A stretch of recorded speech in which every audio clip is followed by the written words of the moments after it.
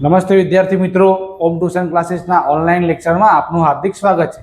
તો આજે આપણે ધોરણ 9ના વિદ્યાર્થીઓની એક માંગ હતી કે સર તમે 12મામાં ઇકોનોમિક્સના મુદ્દા બનાવ્યા, 10મામાં એસએસના મુદ્દા બનાવ્યા, ભૂગોળમાં 12માના મુદ્દા બનાવ્યા, સર 9માના પણ મુદ્દા બનાવો। તો આપણે આજે ધોરણ 9 સામાજિક વિજ્ઞાન વાર્ષિક પરીક્ષાના મહત્વના તમામ મુદ્દા પાઠ નંબર 1 થી લઈને પાઠ નંબર 22માં જેટલા પણ મહત્વના મુદ્દા છે એ બધા જ મુદ્દા આપણે આ લેક્ચરમાં આવરી લીધેલા છે। તો એક વખત ધ્યાનથી આપ આ લેક્ચર જુઓ તો એક પણ મુદ્દો આની બહાર જશે નહીં। તો આપણે શરૂ કરીએ છીએ। પહેલું પાઠ નંબર 1 કે પ્લાસીનું યુદ્ધ ક્યારે થયું? 23 જૂન 1757ના દિવસે પ્લાસીનું યુદ્ધ થયું। સિરાજ ઉદ્દૌલા અને અંગ્રેજો વચ્ચે યુદ્ધ થયું। આ યુદ્ધમાં સિરાજ ઉદ્દૌલા હારી ગયા અને અંગ્રેજો જીતી ગયા હતા। બીજું તો બંગાળનો નવાબ સિરાજ ઉદ્દૌલા અને અંગ્રેજો વચ્ચે યુદ્ધ થયું, અંગ્રેજોની જીત થઈ। બીજું યુદ્ધ આવ્યું બક્સરનું યુદ્ધ। ક્યારે થયું? 1764માં બક્સરનું યુદ્ધ થયું। કોના કોના વચ્ચે થયું આ યુદ્ધ? તો બંગાળનો નવાબ મીર કાસિમ, બીજા નંબરમાં તો મુગલ શહેનશાહ શાહ આલમ બીજો, અને ત્રીજો વ્યક્તિ તો અવધનો નવાબ। આ ત્રણ જણા એક બાજુ હતા અને બીજી બાજુ સામે અંગ્રેજો હતા। આ ત્રણ જણા જોડે કમસે કમ 50,000નું સૈન્ય હતું। આમના પાસે ખાલી 7,072 વ્યક્તિઓ હતા, છતાં અંગ્રેજોની જીત થઈ અને આ ત્રણની સંયુક્ત સેનાની હાર થઈ। બક્સરનું યુદ્ધ અંગ્રેજો જીતી ગયા એટલે દીવાની સત્તા એટલે ટેક્સ ઉઘરાવવાની સત્તા મળી હતી। આગળ ભારતમાં રેલવેની સ્થાપના ક્યારે થઈ? તો 16મી એપ્રિલ 1853માં મુંબઈથી થાણા વચ્ચે સૌપ્રથમ રેલવેની શરૂઆત કરવામાં આવી હતી। કોન્સ્ટેન્ટિનોપોલ આ શું છે? સ્થળ છે। 1453માં તુર્ક લોકોએ કોન્સ્ટેન્ટિનોપોલ જીતી લીધું। ભારત અને યુરોપ વચ્ચે વેપારનું આ મુખ્ય મથક હતું, એ જીતી લેવામાં આવ્યું એટલે યુરોપના વ્યક્તિઓ જે કોન્સ્ટેન્ટિનોપોલ થઈને ભારત આવતા હતા એમનો માર્ગ બંધ થઈ ગયો। પછી એમને નવો માર્ગ શોધવાની ફરજ પડી અને પોર્ટુગલ દેશનો નાવિક વાસ્કો દ ગામા 1498માં ભારતના કાલિકટ બંદરે ઉતર્યો ત્યારે જામોરીન રાજાનું શાસન હતું। નેક્સ્ટ જોઈએ આપણે આગળ પાઠ નંબર 2 પ્રથમ વિશ્વયુદ્ધ ક્યારે હતું? ઈસવીસન 1914 થી લઈને 1918 સુધી પ્રથમ વિશ્વયુદ્ધનો સમયગાળો હતો અને એ દરમિયાન પ્રથમ વિશ્વયુદ્ધ માટે કયા કયા પરિબળો જવાબદાર છે? પહેલું એક આર્થિક પરિબળ જવાબદાર, બીજું લશ્કરવાદ, ત્રીજું જૂથબંધી અને ગુપ્ત સંધિઓ, ચોથું ઉગ્ર રાષ્ટ્રવાદની સમસ્યા, પાંચમું વર્તમાન પત્રોનો ફાળો, છઠ્ઠું યુદ્ધ અંગેનું તત્વજ્ઞાન અને સાતમો મુદ્દો છે તાત્કાલિક પરિબળ। એના પછી બીજો મુદ્દો છે કે પ્રથમ વિશ્વયુદ્ધના પરિણામો। તો જાનમાલમાં કેટલું નુકસાન થયું? સમાજમાં શું પરિવર્તન આવ્યું?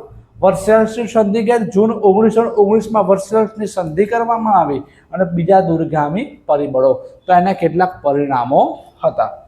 નેક્સ્ટ જોઈએ આપણે પાઠ નંબર 3 દ્વિતીય વિશ્વયુદ્ધ 1 સપ્ટેમ્બર 1939 થી લઈને 1945 સુધીના સમયગાળાને દ્વિતીય વિશ્વયુદ્ધ તરીકે આપણે ઓળખીએ છીએ।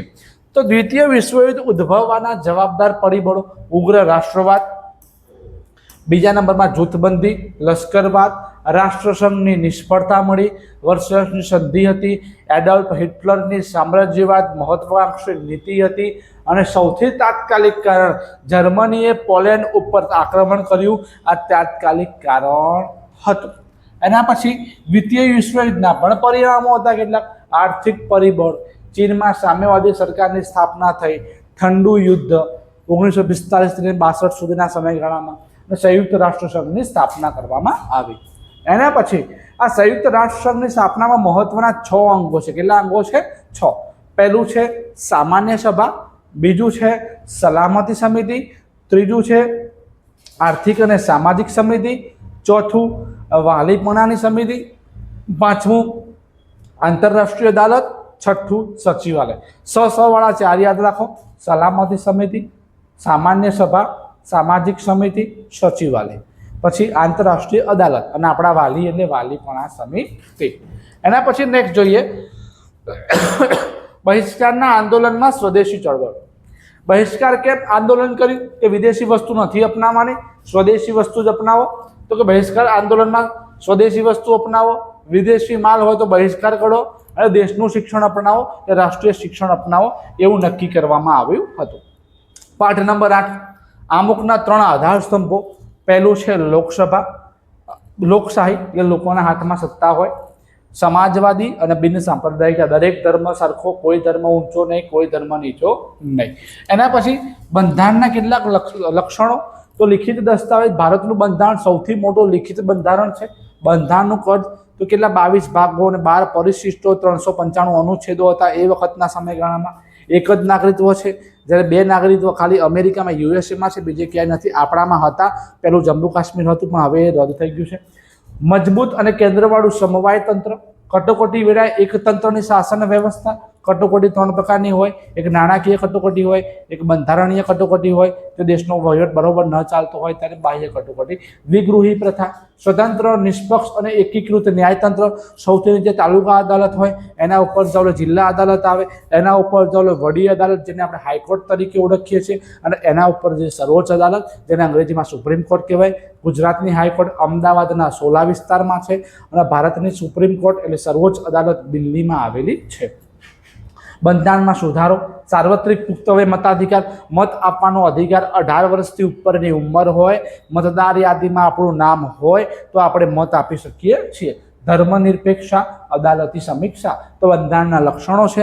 એવો પ્રશ્ન પૂછાય છે કે કોઈ પણ 6 લક્ષણો વિશે માહિતી આપો અથવા તો 4 લક્ષણો વિશે માહિતી આપો તો આપણે આમાંથી માહિતી આપી શકીએ છીએ.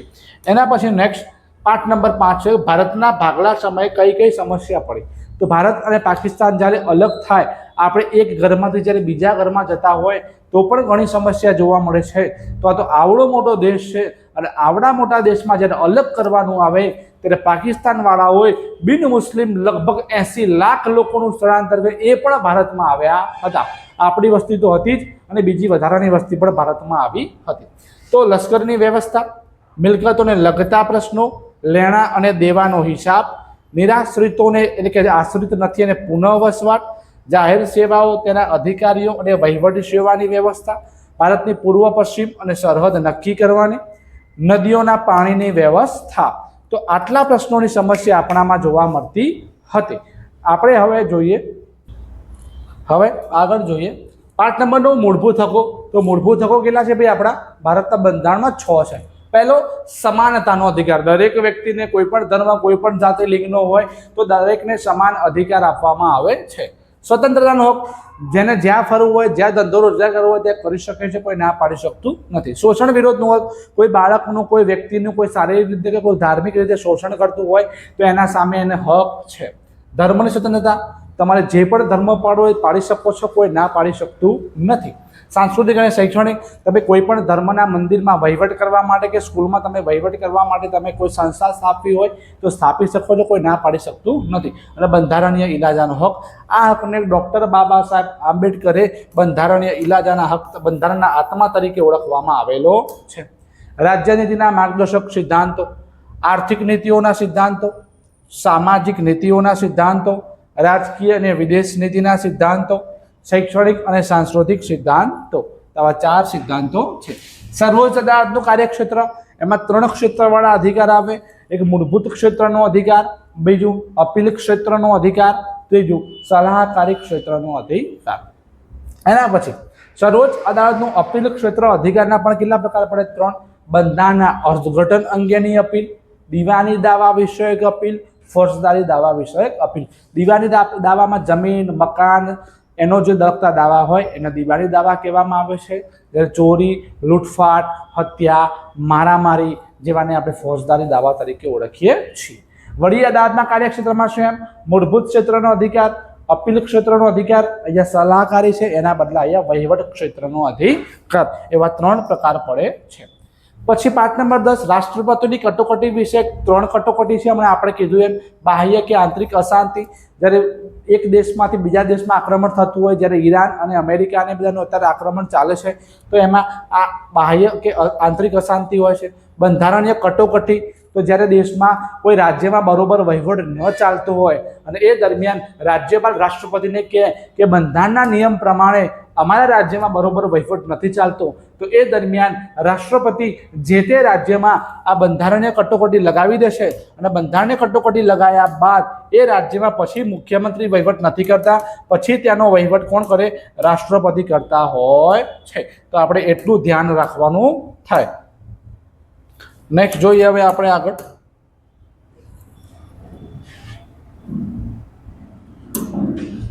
એના પછી નાણાકીય કટોકટી. જ્યારે નાણાંનો ફુગાવો વધી ગયો હોય ત્યારે નાણાકીય કટોકટી લાગે છે.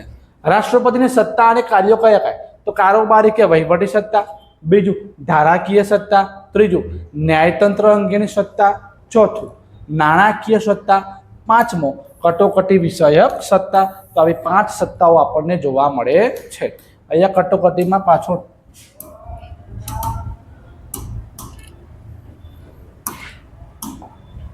એના પછી નેક્સ્ટ સંસદના બંને ગૃહોના સત્રો. તો 3 સત્રો હોય.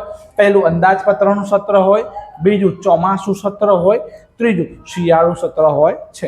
જ્યારે સત્ર બંધ હોય અને તાત્કાલિક કોઈ નવો નિયમ બનાવવાનો હોય તો રાજ્યોમાં હોય તો રાજ્યપાલ અને દેશ લેવલે રાષ્ટ્રપતિ એક વટહુકમ બહાર પાડે છે. પણ એ વટહુકમ બહાર પાડ્યા પછી જ્યારે સત્ર મળે ત્યારે 42 દિવસની અંદર એ વટહુકમને પસાર કરવો પડે છે. એના પછી રાજ્યના પ્રધાનમંડળના મંત્રીઓ, તો કેબિનેટ કક્ષાના મંત્રીઓ, રાજ્ય કક્ષાના મંત્રીઓ, નાયબ મંત્રીઓ, સંસદીય સચિવ. ખરડાના 2 પ્રકાર છે, એક સામાન્ય ખરડો, બીજો નાણાકીય ખરડો. આ નાણાકીય ખરડો માત્ર ને માત્ર લોકસભામાં પસાર કરવામાં આવતો હોય છે. સરકારના 3 અંગો: ધારાસભા, કારોબારી, ન્યાયતંત્ર. ધારાસભા કાયદો ઘડે છે અથવા તો બનાવે છે.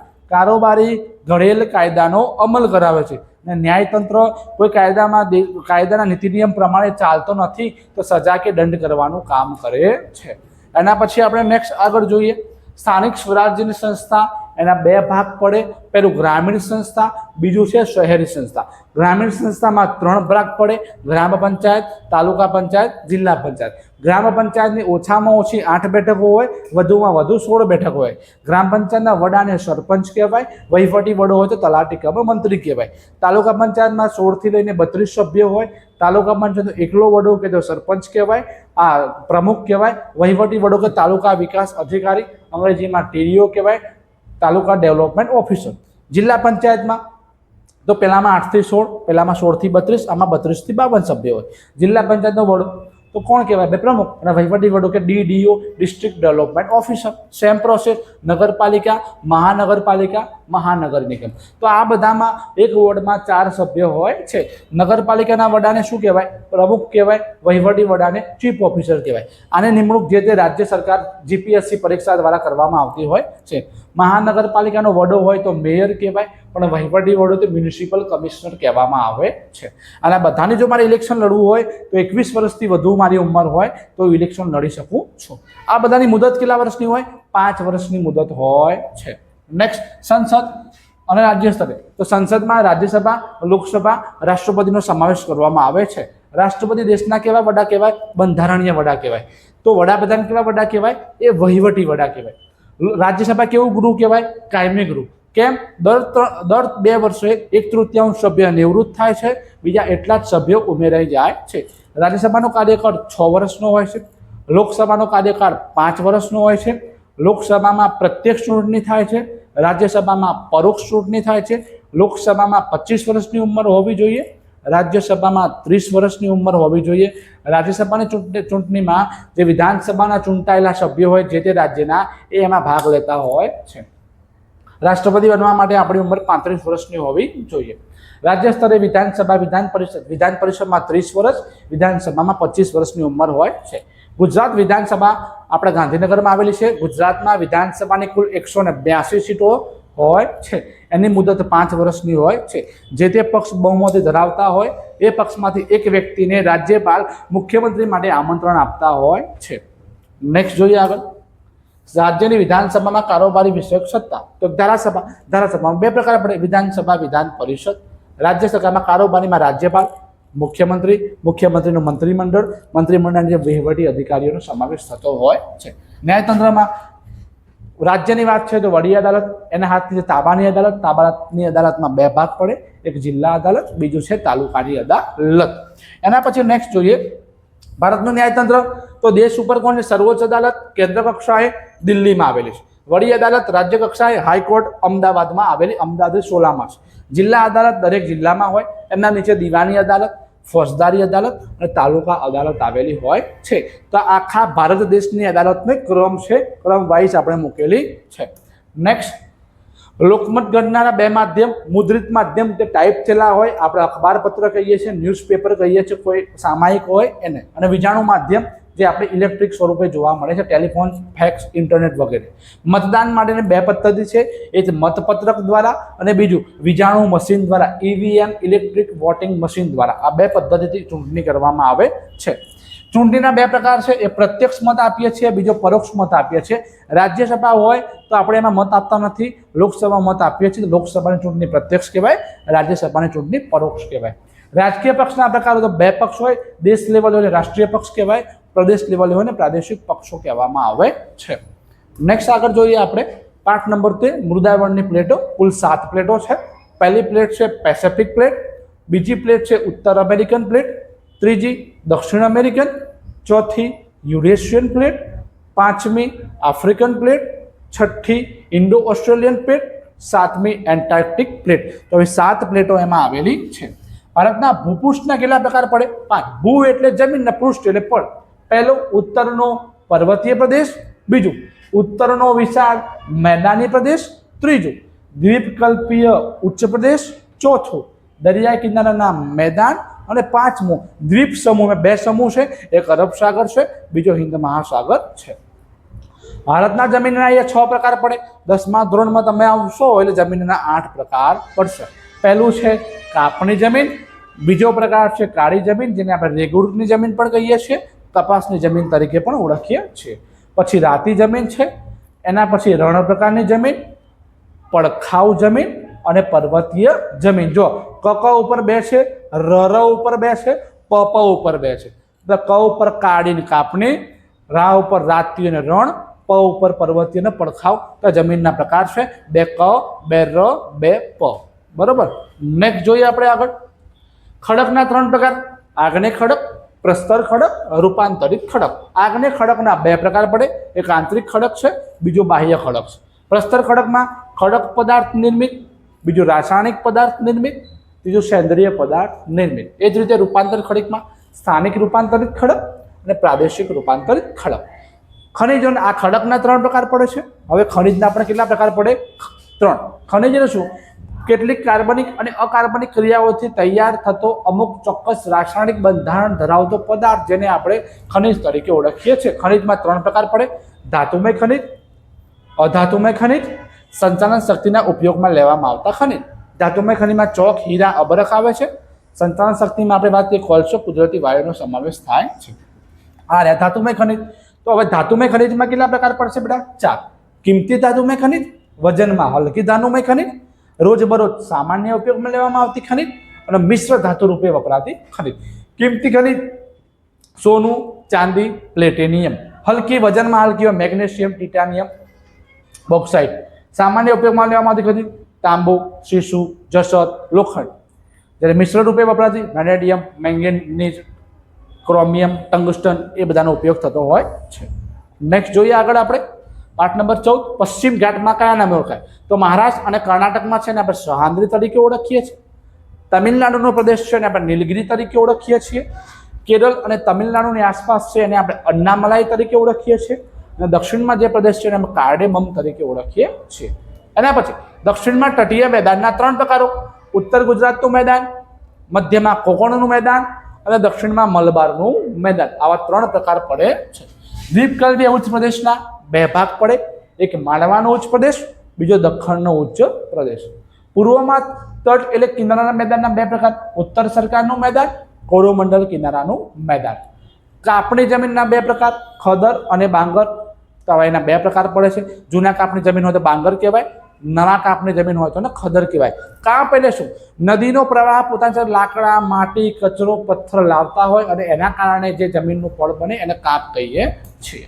નેક્સ્ટ પાઠ હવે 15, ભારતની નદીઓના 2 ભાગ: એક હિમાલયમાંથી નીકળતી નદી બીજી દ્વીપકલ્પીય નદી હિમાલયમાંથી ગંગા સિંધુ યમુના જેલમ ને ચિનાબ ને રાવી ને બિયાસ નદી નીકળતી હોય છે.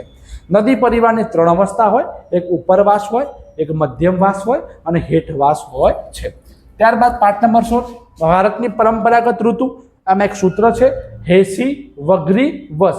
હેસી વગરી વસ. હે એટલે હેમંત ઋતુ, શ્રી એટલે શિશિર ઋતુ, વ એટલે વસંત ઋતુ, ગ્રી એટલે ગ્રીષ્મ ઋતુ, વ એટલે વર્ષા ઋતુ, શ એટલે શરદ ઋતુ. આનો પ્રકાર છે. પાઠ નંબર 17 ભારતમાં કુદરતી વનસ્પતિમાં અલગ અલગતા એટલે વિવિધતા માટેના પરિબળ. તો ભારતનું ભૂપૃષ્ઠ, ભારતની જમીન, ભારતનું તાપમાન, એનો ભેજ, સૂર્યનો પ્રકાશ કેવો છે, વરસાદનું પ્રમાણ કેવું છે, એના આધારે ત્યાં વનસ્પતિ ઉગતી હોય છે. સૌથી વધારે વરસાદ 7 સિસ્ટરમાં પડે ત્યાં વૃક્ષોના પાંદડા લાંબા હોય છે, જ્યારે સૌથી ઓછો વરસાદ રાજસ્થાનમાં પડે ત્યાં વૃક્ષોના પાંદડા નાના હોય છે. કારણ કે ભેજ સંગ્રહ શક્તિ હોય એ પ્રમાણે વૃક્ષોના પાંદડાની રચના રહેલી હોય છે. નેક્સ્ટ આબોહવાને અસર કરતા પરિબળો. પાઠ નંબર 17 સમુદ્રથી અંતર કેટલું છે, એનું અક્ષાંશ કેટલું છે. અક્ષાંશને આપણે આડી લીટીમાં દર્શાવીએ છીએ, રેખાંશ હોય તો આપણે ઊભી લીટીમાં દર્શાવીએ છીએ. કુલ અક્ષાંશની વાત કરીએ તો 181 છે, રેખાંશ છે 360. બે રેખાંશની વચ્ચે 111 કિલોમીટરનું અંતર આપણને જોવા મળે છે. સમુદ્ર સપાટીથી ઊંચાઈ, વાતાવરણના દબાણ અને પવનો અને ભૂપૃષ્ઠ. ભારતની મુખ્ય ઋતુઓ પેલી જે હતી એ પરંપરાગત ઋતુ હતી અને આ જે ઋતુ છે મુખ્ય ઋતુ છે. પહેલો આપણો શિયાળો, ઉનાળો, ચોમાસું, પાછા ભરતા મોસમી પવનો. તો શિયાળાના ઋતુમાં આપણે 3 મહિના યાદ રાખવાના. કેટલા મહિના યાદ રાખવાના આપણે? તો બેટા એ 3 મહિના આપણે યાદ રાખીશું. જુઓ તમને શીખવાડો કે ડિસેમ્બર, જાન્યુઆરી, ફેબ્રુઆરી, માર્ચ, એપ્રિલ, મે, જૂન, જુલાઈ, ઓગસ્ટ, સપ્ટેમ્બર, ઓક્ટોબર, નવેમ્બર. હવે યાદ આમાં કેવી રીતે રાખવાનું છે તો જુઓ, પહેલામાં ડિસેમ્બરથી ચાલુ કરવાનું, 3 મહિના લેવાના. ડિસેમ્બર, જાન્યુઆરી, ફેબ્રુઆરી પતી ગયું. પછી ફરીથી 3 મહિના લેવાના, માર્ચ, એપ્રિલ. આમાં બેટા માર્ચ, એપ્રિલ, મે. અહીંયા મે સુધી છે, જૂન લખાવ્યું. અને અહીંયા જૂન, જુલાઈ, ઓગસ્ટ, સપ્ટેમ્બર 4 મહિના લેવાના. અને અહીંયા ઓક્ટોબર, નવેમ્બર 3, 3, 4, 2 એટલે ટોટલ 12 મહિના થઈ જશે. 3, 3, 4, 2 ડિસેમ્બર, જાન્યુઆરી, ફેબ્રુઆરી, માર્ચ, એપ્રિલ, મે, જૂન, જુલાઈ, ઓગસ્ટ, સપ્ટેમ્બર, ઓક્ટોબર, નવેમ્બર. તો એ પ્રમાણે તમે લઈ લો એટલે અહીંયા તમારું કામ થઈ જાય. અહીંયા છે મે.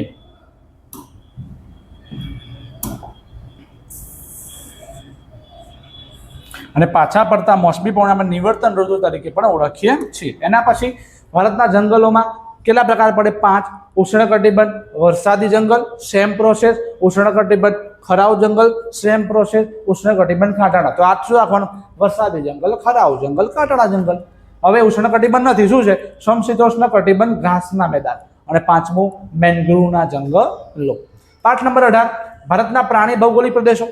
હિમાલયના પ્રદેશો, હિમાલયના વન આચ્છાદિત પ્રદેશો, હિમાલયના વનસ્પતિ વગરના ઊંચા ક્ષેત્રો, લદાખ અને સૂકા શીત એટલે ઠંડા ક્ષેત્રો, ઉત્તરનો મેદાની પ્રદેશ, રાજસ્થાનનો રણ પ્રદેશ, દ્વીપકલ્પીય ઉચ્ચ પ્રદેશ, સમુદ્રના કિનારાવાળો પ્રદેશ અને નીલગિરીની પહાડીવાળો પ્રદેશ. તો ભારતના પ્રાણીઓ માટેના અલગ અલગ 9 પ્રદેશો આપેલા છે. નેક્સ્ટ જોઈએ આપણે પાઠ નંબર 18 ભારતમાં પ્રાણી ભૌગોલિક પ્રદેશ. એ સેમ પ્રોસેસ છે. અહીંયા હિમાલયનો પ્રદેશ, લદાખનો સૂક્ષ્મ શીત ક્ષેત્ર, હિમાલયનું વન આચ્છાદિત નીચલું ક્ષેત્ર, હિમાલયના વનસ્પતિ વગરના ઊંચા ક્ષેત્રો, ઉત્તરનું મેદાન, રાજસ્થાનનો રણ પ્રદેશ, દ્વીપકલ્પીય ઉચ્ચ પ્રદેશ, સમુદ્ર કિનારો, નીલગિરીની પહાડીઓ. પાઠ નંબર 20 આપત્તિના 2 પ્રકાર પડે: કુદરતી આપત્તિ, માનવસર્જિત આપત્તિ. કુદરતી આપત્તિ આપણે ના લાવી શકીએ. તમે પૂર લાવી શકો? ના. વાવાઝોડું લાવી શકો? તો ના. તો પૂર, વાવાઝોડું, સુનામી, દુષ્કાળ, ભૂકંપ, દાવાનળ, ભૂસ્ખલન, જ્વાળામુખી આપણે લાવી શકતા નથી. પણ મનુષ્ય સર્જન કરી શકે એવી આપત્તિને માનવસર્જિત આપત્તિ કહેવાય. આગ, હુલ્લડ, બોમ્બ વિસ્ફોટ, ઔદ્યોગિક અકસ્માત તો આપણે લાવી શકીએ છીએ. હવે કોની આગાહી તમે કરી શકો છો? તો વધુ વરસાદ પડશે ખબર પડશે પૂર આવશે, ઓછો વરસાદ પડશે એટલે ખબર પડશે દુષ્કાળ પડે છે, વાવાઝોડું આવવાનું છે, વરદા નામનું વાવાઝોડું, તાઉતે નામનું વાવાઝોડું આપણને ખબર છે, અને સુનામી, દરિયામાં અસાધારણ મોજા ઉત્પન્ન થાય, દરિયાની ગતિ વધે તો ખબર પડશે ભાઈ સુનામી આવવાની છે. પણ કોની આગાહી ન કરી શકો? દાવાનળ, જંગલમાં ક્યારે આગ લાગશે ખબર ના પડે, જ્વાળામુખી ક્યારે ફાટી નીકળશે ખબર ન પડે, ભૂકંપ ક્યારે આવશે ખબર ન પડે, અને ભૂસ્ખલન આની આગાહી કરી શકતા નથી. આપત્તિથી મનુષ્યના જીવનમાં શું અસર થાય? આપત્તિની ભૌતિક અસરો, આપત્તિના મનુષ્યના જીવન ઉપર થતી અસરો, આપત્તિની આર્થિક અસરો, આપત્તિની સામાજિક અસરો તો આવા એના પ્રકાર પડતા હોય છે. પાઠ નંબર 21, પ્રાકૃતિક ખેતીના શ્રેષ્ઠ વિકલ્પો કયા કયા છે? તો ખેતી સંસ્કૃતિને ટકાવી રાખવા માટે પ્રાકૃતિક ખેતી કરવામાં આવે છે, આત્મનિર્ભર ભારત બનવા માટે કરવામાં આવે છે, જમીનની ફળદ્રુપતા વધારવા માટે, વિશ્વના તાપમાનના વૃદ્ધિને માપમાં રાખવા માટે અને નિયંત્રણ માટે, તંદુરસ્ત સ્વાસ્થ્ય માટે, જળ એટલે પાણીના સંરક્ષણ કરવા માટે, સાચવવા માટે, ગૌવંશને બચાવવા માટે, ખેડૂતના જીવનમાં પરિવર્તન લાવવા માટે આપણે પ્રાકૃતિક ખેતી અથવા તો ઓર્ગેનિક ખેતી કરતા હોઈએ છીએ. પાઠ નંબર 22 નો છેલ્લો પ્રશ્ન, ટ્રાફિક સિગ્નલમાં 3 લાઇટ હોય, લાલ લાઇટ આપણે ઊભા રહેવા માટે છે, લીલી લાઇટ આપણે જવા માટે છે, પીળી લાઇટ એટલે આપણે સ્ટાર્ટ કરીએ એના માટે. તો આ 3 લાઇટો હોય છે. તો વિદ્યાર્થી મિત્રો, આપણે સામાજિક વિજ્ઞાન ધોરણ 9માં પાઠ નંબર 1 થી લઈને પાઠ નંબર 22 સુધીના તમામ મુદ્દા આપણે એક લેક્ચરમાં પૂરા કરેલા છે. આ લેક્ચર આપણે એકવાર અવશ્ય જોજો, આનાથી ઘણો બધો ફાયદો થશે. આના બહાર એક પણ માર્કનું નહીં પૂછાય. જો તમને આ વિડીયો પસંદ આવ્યો હોય તો લાઈક કરજો, આપણા બીજા વિદ્યાર્થી મિત્રોને શેર કરજો અને આ ચેનલને સબસ્ક્રાઈબ કરજો, જેથી આવા અવનવા વિડીયો આપણને મળતા રહે.